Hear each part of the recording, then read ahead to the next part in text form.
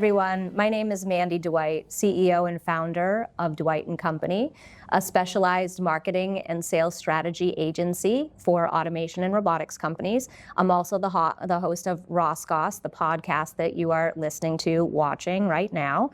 Today I'm joined by a longtime industry colleague, Eugene Demetra, who is the editorial director of Robotics at WTWH Media.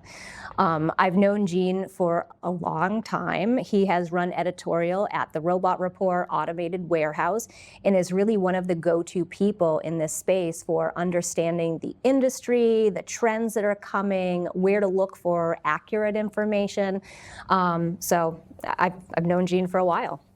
Mandy, thanks for having me. It's a pleasure to be on your turf for a change. I was joking with Gene, and this is probably our third take of this intro, just because I had to do it over so many times, because Gene is actual media. Gene is a professional, and I'm just a woman who runs a marketing agency for robotics, and Gene actually does press. So, yeah, you're a professional too on the other side of things, and I think it's great that we've had a good, long working relationship, where a lot of times people think that the press and marketing and PR are in opposition. And really, we're all colleagues. We're trying to get the message out. We're trying to help the industry at the end of the day. And I don't want people to think that we're somehow antagonists, because that's not true. Yeah, absolutely. So, I had this idea. Well, first of all, I saw Gene last week at Robotics Summit, which was really, really awesome. I enjoyed every moment of it. So thanks for putting that together. Well, thanks for coming. No, we were very pleased with this year's Robotics Summit Expo. It was our 7th year. Wow, 7. Doing it. Yeah, time flies. I know. But in that time, it's grown from a few hundred people to now several thousand people. Yeah. And we were really pleased with not only the attendance, but also I think we had really great speakers. Yeah, I think the exhibits on the show floor were always busy. That was really nice to see. And last but not least, there was amazing networking going on during and around the event. And we were not the only thing in town that week, right? We had Boston Tech Week, there's Robotics Invest. And so we were very gratified to see so many people that we already know, like yourself, but also a lot of new folks, a lot of students, a lot of startups, a lot of investors coming into the industry. Yeah, I thought it was interesting that it was Boston Tech Week. And being such a robot person, somebody had to tell me it was Boston Tech Week. I go, why are all these people at Boston Tech Week? I'm like, don't you mean Robotics Summit and Robotics Invest? And like, no, also that. Well, we were happy to be part of that Tech Week, and certainly there were a lot of events beyond robotics going on in Boston. But we were grateful that people came to us, and hopefully they'll keep doing that as the show grows. Yeah, and I think, I would definitely, like, if you guys could co-host, because I was nervous, like it was the day after a holiday, were you going to get the people? But it seemed like the turnout was amazing. Yeah, the turnout was amazing, and we're going to be the week after Memorial Day again next year. Oh, wow. At the Heinz Convention Center. Okay. The Menino, the BCEC, is going to be in renovation or something. It needs it.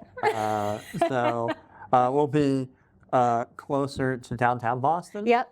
And again, Boston's one of the big tech hubs of the country. Yeah. Certainly for robotics.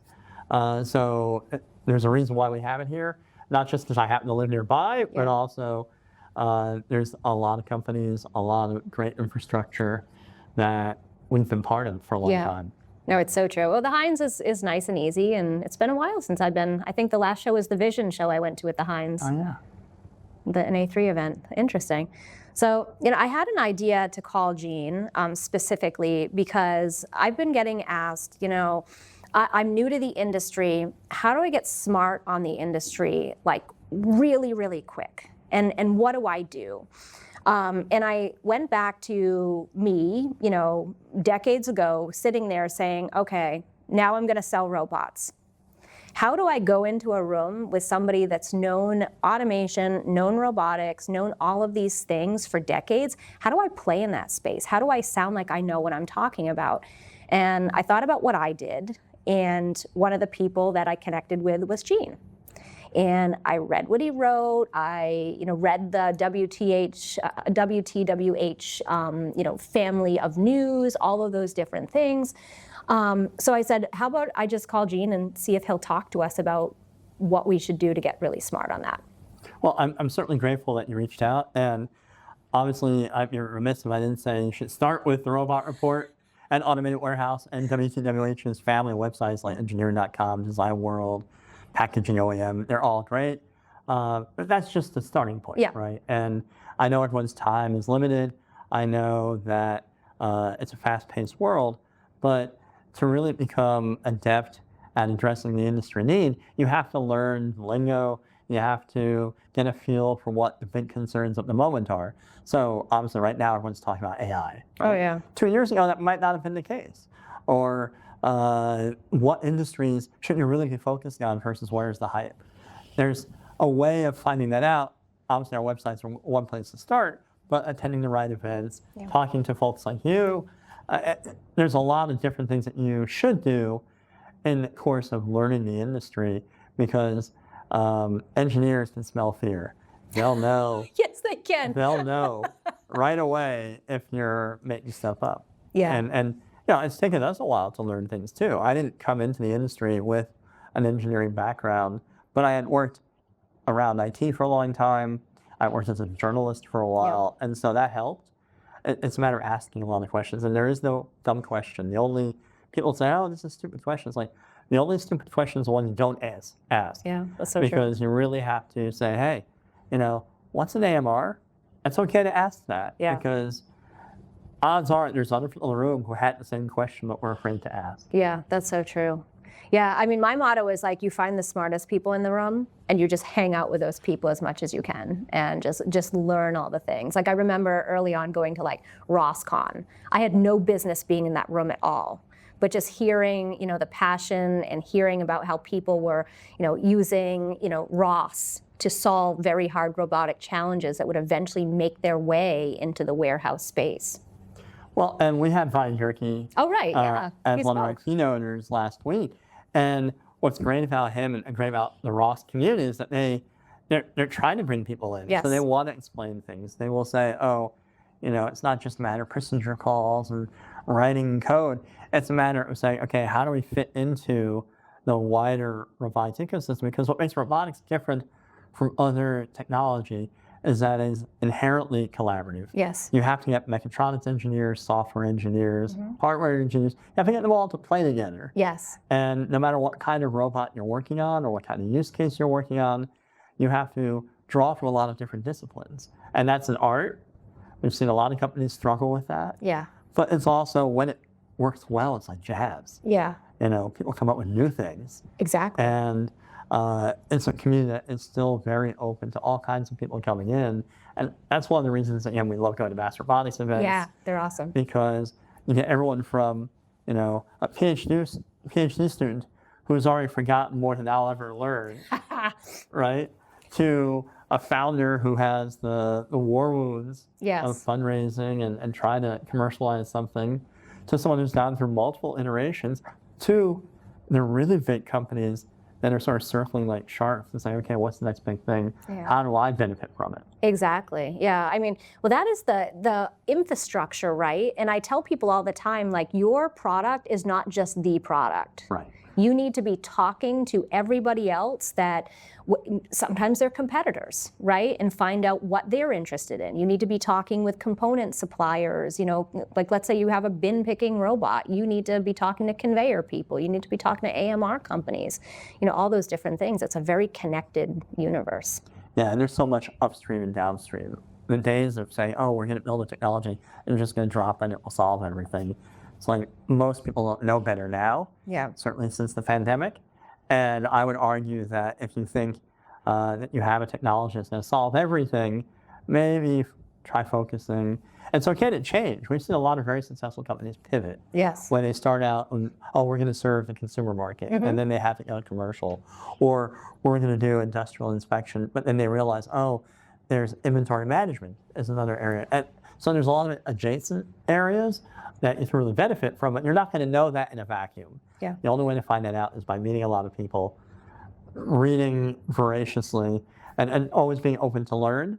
But you also have to identify what your core competences are and stick to those as well. Yeah, it's interesting because Guy Corton at Texas, not the state, the software company, was on the podcast last year, and he said, Mandy, the end user has gotten so much smarter.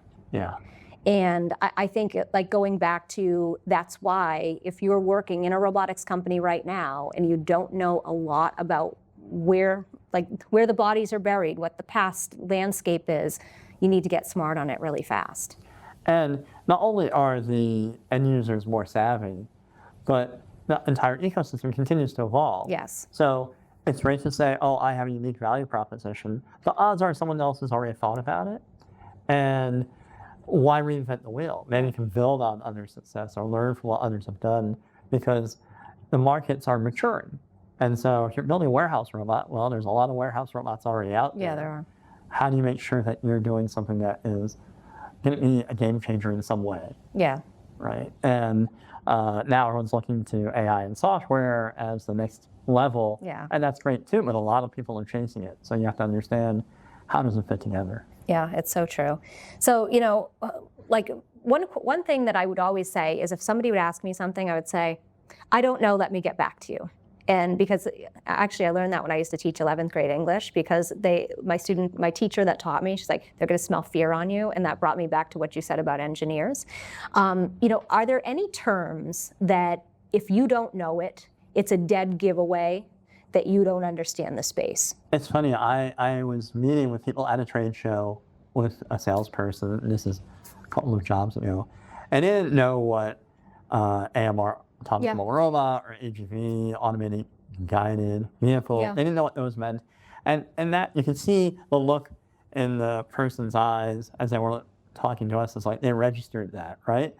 But there's a lot of terms that are commonly misused. Yeah. AI is a big umbrella. Right? Yeah. That's misused a lot. Is it machine learning? Is it generative AI? Yeah. Is it human-machine interface? What flavor of AI? I always ask that when I'm talking to people, when I'm conducting interviews, is, okay, you say you're an AI-driven X, manufacturing, supply chain, robot, whatever. And I'll say, what do you mean by that? Yeah. Are you simply doing navigation algorithms? That's great. Yeah. But that's not particularly groundbreaking anymore. Yeah. Right? Whereas another term that's used a lot right now is robotics as a service. Oh, all the time. Yes. And do you mean pay-per-pick? Do you mean leasing? Do you mean subscription? Where's that service coming from? Mm-hmm. Is it coming from the service provider? Is it coming from the integrator? Is it coming from the vendor? Yeah. Right? There's so many different models that term can be easily misconstrued. That's true. And unless you know what model, what flavor RAS they're using, you can't then decide, can they actually deliver what they're promising? Yeah. And so whether you're an end user or a supplier, you have to be able to justify that. Yeah, it's so true. Like, okay, so I'm going to ask you about a term, and I want your honest opinion. Physical AI. I mean, as a marketing person, I feel like robotics might have gotten a little bit of a rebrand. What are your thoughts on it? It did. I say this to someone who we have webinars and reports on physical AI, so we're on the bandwagon as much as everyone else. Yeah. But we cover it because that's a term of art that people are using. What does physical AI mean? Ideally, it should be AI that's using real-world data ultimately to work to affect atoms and not just bits. Yes. And that's obviously where robotics comes in. But we've been told many times, as we were in previous revolutions, that, if we put physical AI in our name or in our briefing, we're going to get a better valuation. I hear and that. more investment. Yeah, I hear that. And I think that's unfortunate.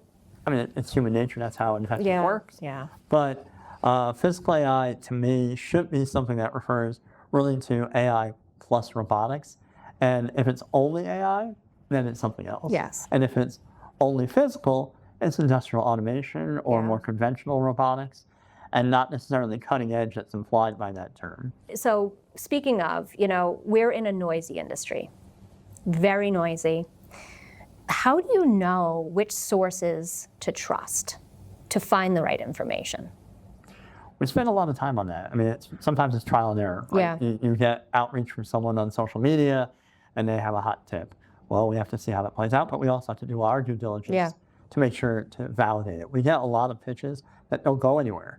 And it's not because we're mad at the PR firm Yeah. or that we don't think the company is good, but that we have to take our time. As an editor, I'm very strict with our team, and that anytime someone says first, best, most, like, we strip that out. 'Cause Yeah. with all due respect, that is not necessarily something that can be proven. Yeah. Right? We're the first humanoid robot company to do this. It's like, odds are someone else, maybe in China, is doing the same. Maybe on the street. Maybe on the same street. Yeah. Yes. So that's one thing. You have to develop a good BS meter. Yeah. Yeah. Two is you have to have a lot of diverse sources, Yeah. right? So if someone's telling us, oh, there's this trend, like everyone's interested in drones for defense right now. Yeah. Great. But what does that actually mean for the industry? Or how does that affect procurement? Or how does that affect the way in which we program autonomy? Right? So you have to come at it from multiple dimensions. Now that's our job, Yep. is to go through a lot of that for the audience, for the readers. But I would say it's great to take in a lot of information, but I would not take anything at face value on the first try. Yeah. And again, I'm a professional skeptic, as I tell people. Yeah. So I have to be a little bit leery. But on the other hand, we see a lot of really promising startups. Yeah. We don't know how far they'll get. And again, developing that ability to say, is this something that maybe an investor is interested in? Because they're like, oh, this is where the new ideas are coming from. Yeah. Whereas if you're an end user, you don't want that risk. Right. Right? You want something that's been proven. You want to talk to reference customers if they exist. You want to see case studies of actual deployments. You want to know what is their plan for scaling a fleet or design for manufacturing. How are they going to make sure that they serve this total addressable market that everybody loves to talk about? And that's Yeah. another term that's often misused. Total addressable. Yes. There are plenty of research firms that will say, oh, the total addressable market for physical AI is $5 trillion by 2030. How do you verify that? Yeah. And what Yeah. are they using to come up with that number? And how are they comparing that against previous technology trends that may or may not have blown up, Yeah. right? Everyone's like, no one saw the PC or the internet or the mobile revolutions as they actually unfolded, Right. right? We all sort of were along for the ride. Yeah. With robotics and automation and now physical AI, it's a similar thing. We all have an idea where it's headed, Yeah. and we can make educated guesses. But to claim that, oh, we know for a fact that we're all going to be rolling in money in 5 years, A lot of people have said that to me, Gene, in my life, and it didn't pan out. you know, even I would compare, so the humanoid and AI wave, which we're Yeah. seeing right now. Yeah, we are. Although I think it's actually slowing. I think it's starting to level off a little. Okay. But that wave that we've seen, I would compare it to the autonomous vehicle Oh, yeah. wave that we saw right around the time of the pandemic, where people were telling me 5 years ago, the next year, everyone will have a self-driving car in their driveway. That obviously didn't happen. No. Now, 5 years later, yes, there are fleets of robotaxis out in the world, all over the world. That's great. Still waiting for them to come to Boston, but Oh, no, they're all in my parking garage, Gene. they're mapping. They're not actually running. They're just commercial. taking up spaces that I would like to park in, is what they're doing. I know. Well, you see the dome and you know immediately what it is, right? The LiDAR Yeah. sensors. Yeah. And again, great progress has been made, but the market turned out to be different than people assumed. They thought, oh, that's going to go parallel with electrification. Well, electrification faltered, so that's not true. Yeah. And then they're like, oh, it's going to be individual consumers. It turns out it's a lot easier to scale up with fleets, right? Yeah. So Uber and Waymo are leading because of that. I'm in the U.S. I'm still waiting for trucking to really catch on, but we see really promising stuff going on in the Southwest around that. But to say, oh, we know where humanoids are going to be, right now, all the humanoids that are in commercial trials are doing things that industrial robots can probably do better. I But agree. they have to start somewhere. Yeah, they do. They do have to start somewhere. And so where that form factor is really going to be useful, we're not really sure yet. Is it going to be in hospitals helping people? Maybe. Yeah. Is it going to be in the home, unloading your dishwasher, which is a lot of trials lately that I've been doing? Yeah. Maybe. Is it going to be more likely doing some sort of diverse set of machine tending activities? That's where all the automakers are looking at it. Yeah. Right? Or can we set up a wiring harness that it's too Oh, not the difficult? wiring harness with the robotics. I've I gotten so know. many of those You've heard projects that on one, my desk. right? Yes. Yeah. And it's a good place to start, but is that the final destination? I think not. Yeah. I think the promise of AI is to really make robots easier to program, easier to interact with, that they're able to learn and eventually get better on their own, but we're not there yet. Yeah, yeah. And I mean, the end user, right? We talked about them being more sophisticated with what they know, but also, do you think that they're more risk averse to some of these things? Some of that depends on economic headwinds. So Okay. depending on the space that you're in, Yeah. automotive manufacturing has definitely taken a hit in the last few years. Yeah. It's starting to come back. Supply chain, much the same way. After the pandemic, everyone assumed, oh, everyone's going to be doing e-commerce for everything all the time. Yeah. And then they took a hit because people had overbought. Yeah. And so a lot of this is cyclical. That's the other thing when I tell people, how do you learn about robotics fast? Is focus in, not on the breadth of robotics, because that's our job. Yeah. It's a lot from drones to AV to warehouse and factories. It's a lot to take in. But focus on, if I'm in healthcare, let me mainly see what's going on in healthcare. Yes. Yeah, you want to keep an eye out for other things, but it's very easy to lose direction. And there are some media outlets that thrive on that, right? They're more general tech.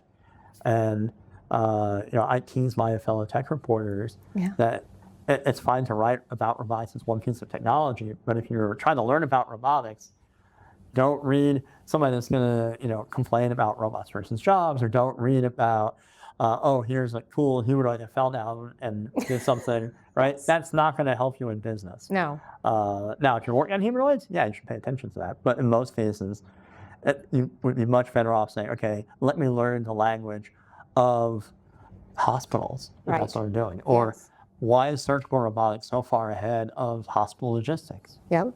Well, because they made certain design decisions, and there are certain companies that got involved early on, and that's how you understand the market. Yeah, that's so true. That's so true. And I do think you need to actually study the space to an extent, right? There's one thing to know warehouse robotics, but you actually need to walk a warehouse and the whole flow of goods, how it comes into the building and whatnot, right? And just really deeply understand that. I got a good question the other day from somebody. They're selling a very new product, and the end user says, "I don't want to be first." What should that person say to that end user? Well, they should have found that out maybe earlier in the conversation. Yeah. You need someone who's willing to take on a risk. Yeah. You do need that first user who is willing to, whether they already have the scale and they're willing to take that risk, which is one reason why the big 3PLs are so active. Yeah, they're Because very active. They try everything, but they can afford to try everything. Yeah. They're so huge, Yeah. right? But find the right partner. That is really important, and do that commercial partnership as early in the development process as possible, because you'll get some guidance. Now, I would say don't put all your eggs in one basket. No, because never, yeah. Then you develop a bespoke product that you can't sell to anyone else. But at the same time, you want to make sure that you have someone who can tell you honestly, like, this is what we need. Yeah. That's how it has to start. And if they don't want to be first, it means they've either been burned, Yes. or they're afraid that you're going to hit them up for more and more capital when deadlines inevitably slide. Yep.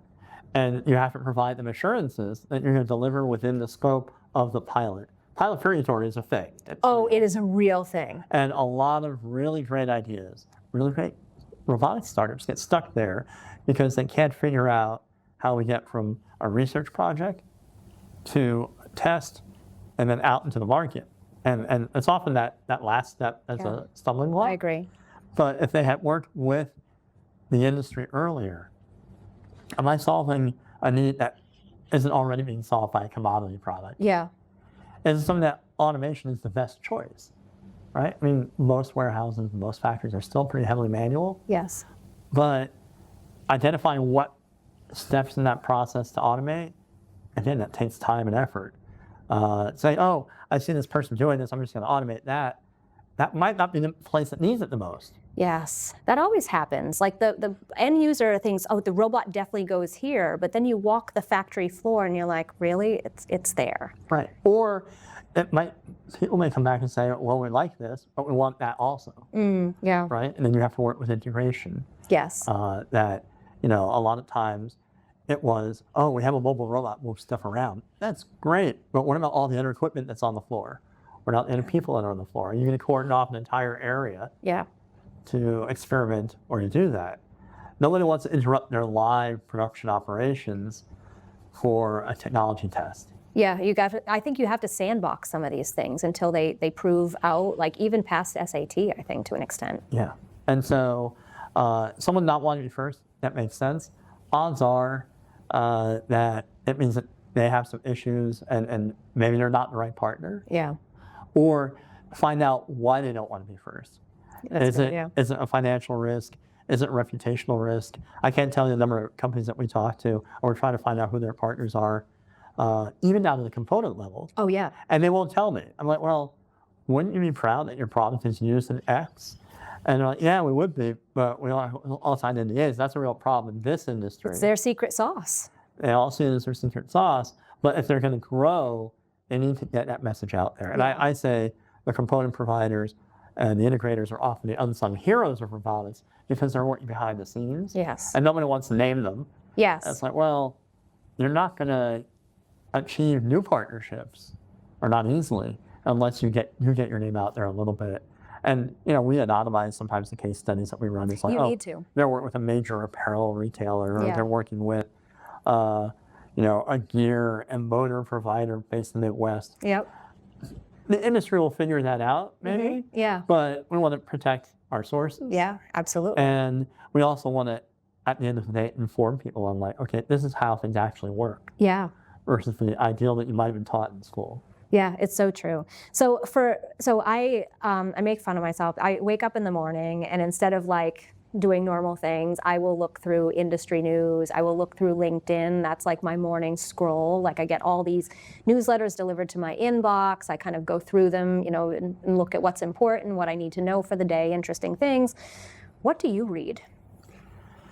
A lot. Like where do you get your information from? So a variety of sources. One, there are the usual news aggregators. Yep. We get all the headlines, all the press releases, and we pay attention to those. We also have cultivated our own sources. Obviously, there are things that help with very specific, again, verticals or very specific types of technology. We also pay close attention to a lot of financial news. Okay, yeah. Because you can tell if a company is filing for an IPO versus filing for an extension on their bankruptcy proceedings. Yeah. It says something about the health of the industry. Yeah. I've been lucky, I've been around long enough that a lot of stuff just comes at me unsolicited. You're a known entity. And so we get a lot of hot tips through social media. Yeah. LinkedIn is absolutely, in our space, a must. Yeah, it is. It's changed a lot, hasn't it? It has. In the beginning, it was mainly people looking for work. Yes. And it's still useful for that. But now it's the one area of social media that's still relatively reputable when so many others have been discredited. Or become more about personality or more about arts and culture or more about politics. LinkedIn is still where it's like, okay, I just want to talk business. Yes, I agree with that. And it's been very, it's been decently rigid with that, which I appreciate. Yeah. And again, we all promote ourselves, but we do so within the confines of, appropriate. Trying to serve our audience. Yeah, I agree. And then the other thing that we spend a lot of time doing is I go to as many trade shows as we can. Yeah, me too.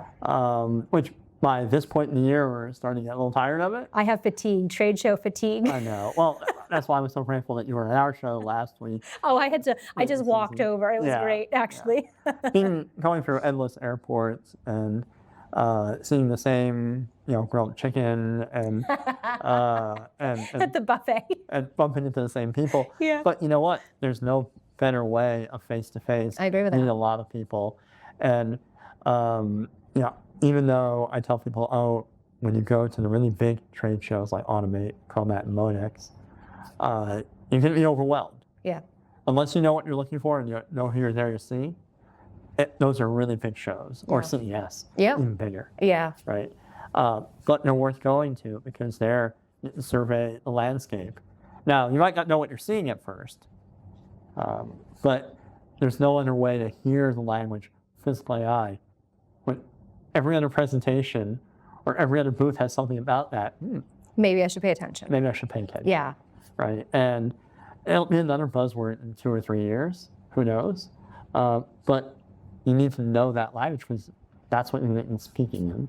Yeah, and I think this industry, like, I don't know about other industries. I've been in this one too long. Like, it's a very much a face-to-face, like, you know that you're going to see the same people, but then you're going to bring more people into this networking circle every time you go to these events. But it's just like, these events are so important to go to.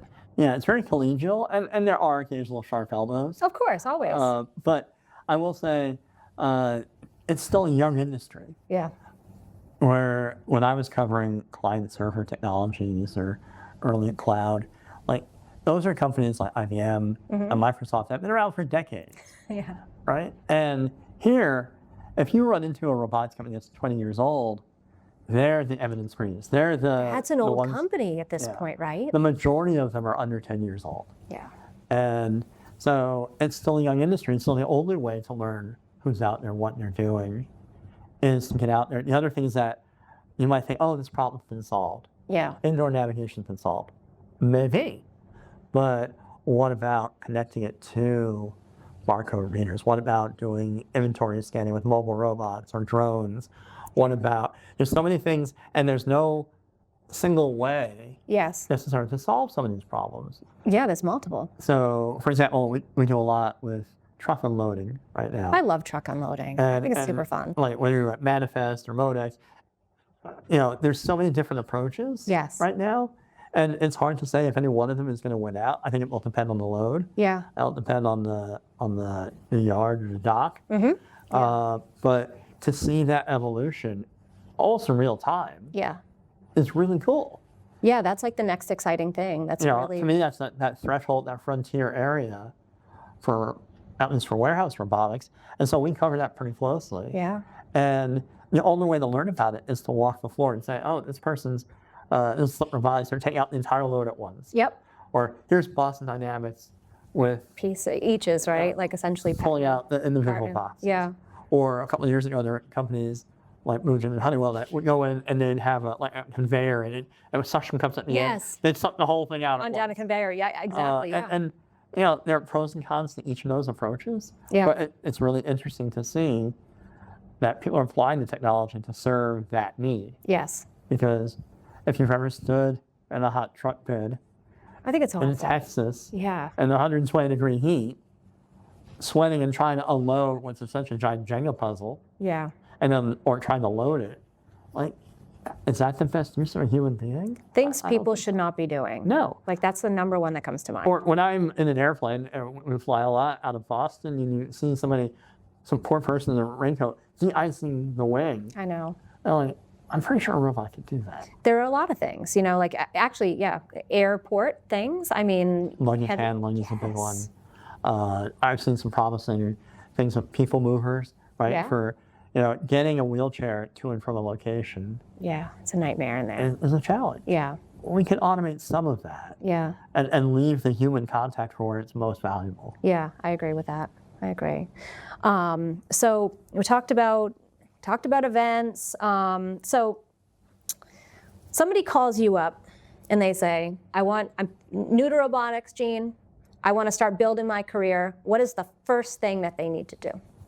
Aside from subscribe to the Robot Report newsletter, the first thing they should do is they should identify what interests them the most, right? That's good advice. If you're brand new to the space, and I talk to a lot of students, for example, and they're excited because they've seen the technologies and they have a vague notion of what's out there. They may have been in their first, robotics competition, or they might have taken some classes as an undergrad, and that's great. But that's a long way from being an actual member of the community or participating in the ecosystem. Yeah. So, where is your passion? And that might be building things. That might be bringing things together. A lot of people right now are concerned about how does AI affect people who are just getting into the space. Yeah, I hear that. And so I would not specialize in something that's rote or routine because that's likely to get automated. But on the other hand, you have to understand the basic functions. So there are plenty of educational programs. I would certainly point to the professional associations like IEEE Yeah, I agree. or Yep. E3. If you're in a particular vertical industry, the industry associations may have resources. And then, depending on where you're located, there are great programs through Mass Robotics, through PRN, through the various regional hubs Yeah. that will help you learn about the industry. Attend Meetup. There's some great meetups in the Boston area. Yeah, all the time. All the time. Yeah. And I've gone to them not knowing anything about coding or the engineering side, but I learned stuff. Or, again, I'm fortunate that I see all these things, but if you're interested in marine robotics, obviously you're not going to get hired by Woods Hole out of the gate, but there will probably be events that you can attend just to learn. And once you learn about what's involved, I really want to get involved in, tagging whales so I can track their migration. There are absolutely people working on that. Yeah. And they can always use help. And even though it seems like a tough job market, it is a tough job market for grads right now. Yeah, I agree. And I had a lot of sympathy for that. There are opportunities, but it's going to be dependent on you to be the one to do the homework, to do the research. And even those of us who are mid-career, you have to understand that in this day and age, you have to keep learning. That no matter what field you're in, and I talked to a lot of executives, and they've all pivoted in their careers multiple times. Yeah. They started out as a founder, or they started out on the deployment side. But along the way, they learned other things, and that's okay. Yeah. Don't get intimidated by that. Be open to it. But as soon as you have an inkling of the direction, follow it as far as it will take you. And then along the way, you're going to meet contacts, you're going to meet mentors, you're going to meet people who maybe got into it and then got out. And that they can warn you. It's like, well, if you really want to do this, get ready because it's a tough market to break into. Yeah. Right. And that's the other thing is that sometimes you're like, what's the easiest part There of is no. robotics? Yeah, that's a great question. There's And- none, right? I think robotics appeals to people who like a challenge, Yeah, I think so. right? It's sort of like aerospace. Yeah. You don't do it because it's easy. You do it because it's interesting. Because Yeah. it's the real challenge of this century. And if you're willing to take that on, you will never be bored. And that's the thing that excites me Yeah, every me morning too. when I get up. It's like, okay, what am I going to read that is brand new? I learn every day. And also, people think that it's a very closed community and that not very welcoming, but that's actually not true. No, I think because it's still a small community, I think people are turned off by that, or they may come to a meetup and realize everybody knows each other. Don't let that stop you. People, once you get past that initial, oh, you're new, people are very welcoming. Sometimes you have to find the right venue, perhaps. Right? So that's where a giant trade show may not be the best place to start, depending on your own temperament. You might want to go to a meetup instead. Yep. That's local.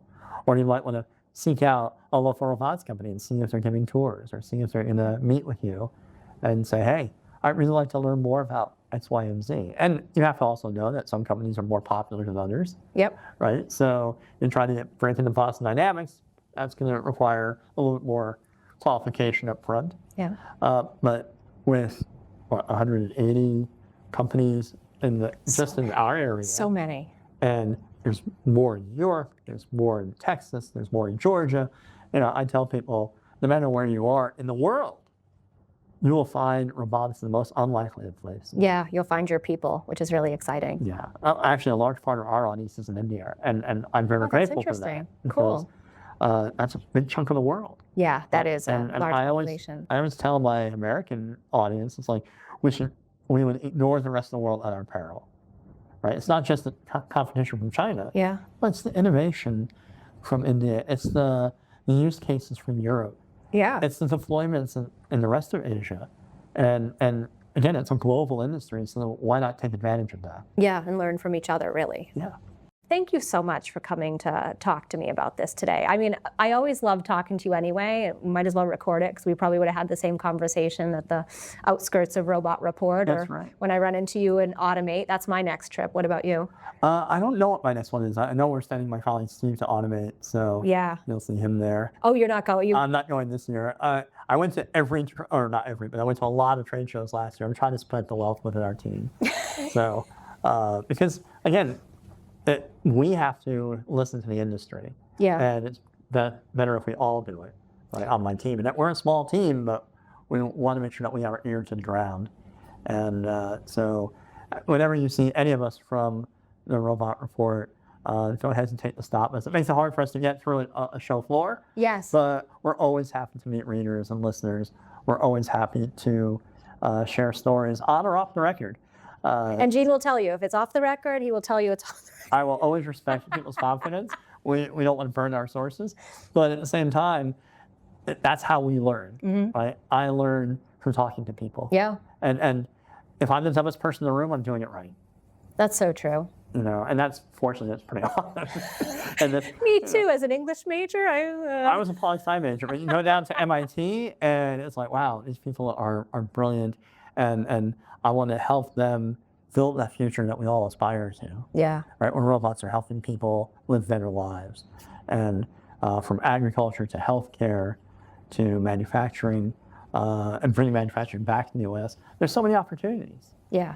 You know, finding the funding is a challenge. Sure. I think that's the hardest part. Protecting your IP is a challenge. There are a lot of, once you get into it, you're like, oh yeah, I got to figure that out. But that's where it's all teamwork. Yeah, I agree. Right? And the most successful teams are the ones that have best people together. Well, they're diverse, right? Yeah. There's somebody that can raise the money. There's somebody that can build the product. There's somebody that's good on the customer side. Yeah, and those teams win. Yeah, and so it's not just having a good technology, although It helps. that's a start. Yeah, yeah. But you can't just rely on that. You have to have someone with business savvy. You have to have someone who is outgoing and willing to help spread the message to the world. And if we can play a small role in that, we're very happy. You do. Honestly, like, you know, if you're not reading Robot Report, you need to be reading it. It's actually one of the pieces that's been around for a long time, actually. Yeah, we're very proud of it. It's been around for probably over 15 years now. Yeah. And used to cover us at Rethink at the time. Way back. I'm covering you in a couple of companies. Yes. So Yes, that's so true. You know, we do know where the bodies are buried. Yes, yes, we do. And to be fair, when the industry does go through tough patches, we write about it as objectively as we can. I'm always cognizant of the fact that sometimes companies have actually approached us when they have layoffs or when they have problems because they know the objective will try to get all sides of the situation. Rather than just say, oh, look, this company having trouble, or it's doom and gloom, this company's having trouble, therefore the whole industry is having trouble. That may or may not be true, but at the end of the day, I care about the engineers who are involved, I care about the businesses that are involved, and I also want to see, is there a lesson that we can learn from it? Yeah. And so it's not just about, you know, gloating when someone fails or jumping on their coattails when they succeed. It's really a matter of making sure that we're communicating all the ups and downs, because it's been a wild roller coaster. It has been, and I think it's awesome how much we've learned. You know what I mean? Like, I feel like, you know, I've been in this for over a decade. You've been in this for a long time as well. I just feel like it's been a long time. It's funny, I think I joked on stage that Steve and I have been working on the Robo Business event. Oh, yeah. For, you know, I remember going to 10 that years. in 2015. Yeah, but that event's been around for going on 20. Yeah. And 20 doesn't seem like a lot in the scheme of corporate America. No. Right? And robots, like dog years. And robots, that is a very long time. You know, and we can trace back a lot of things back to different universities where they got started with mobile robots or picking robots or machine vision. And it's really been, for us, fun to see things continue to grow. And I like nothing better than when two of my friends get together that didn't previously know each other. Yeah. And they come up with something new. And so, again, playing even a small role in this blossoming industry is really exciting for us. And if it wasn't challenging, then there would be no need for us. That's true. So there's always a need for good information. There's always a need for reliable information. And if we can help, know where to find us. Yeah, absolutely. You'll find Gene's team at Automate probably coming up next. And, Gene, you can find him on LinkedIn. So Eugene Demetra. Thank you so much, Gene, for being here today. My pleasure. And Mandy Dwight, CEO, founder of Dwight & Company. You can listen to this podcast episode on rosgoss.com. We're also on Apple, Spotify, YouTube, all those different channels. And I will be at all these trade shows as well, as Gene mentioned. And thanks so much, everyone, for joining us.